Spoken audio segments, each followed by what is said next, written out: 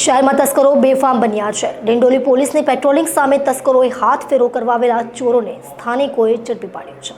સુરત શહેરના ડિંડોલી વિસ્તારમાં મોડી રાત્રે ઓમનગરના લોકોએ એક ચોરને ઝડપી પાડ્યો હતો। રાત્રે 12 વાગ્યા બાદ ઝડપાયેલા ચોરને લોકોએ ઢોર માર માર્યો હતો।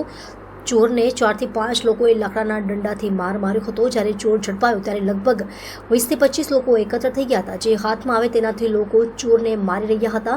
પ્લાસ્ટિકના બોક્સ અને લાકડાથી સતત ચોરને મારવામાં આવી રહ્યો હતો। આ વચ્ચે ચોરના હાથમાં પણ લાકડી જોવા મળી હતી, તે પણ બચવા માટે લોકો પર લાકડી વડે હુમલો કર્યો હતો। આ દરમિયાન લોકોએ પોલીસ PCR વાનને પણ જાણ કરી હતી। પોલીસ ઘટનાસ્થળે પહોંચી હતી। ડિંડોલી વિસ્તારમાં આવેલા ઓમનગરમાં છેલ્લા ઘણા સમયથી ચોરીની ઘટનાઓ વધી હતી। આ દરમિયાન 10 નવેમ્બરના રોજ રાત્રે 12 વાગ્યાના અરસામાં લોકોએ એક વ્યક્તિને ચોર સમજીને પકડી લીધો હતો।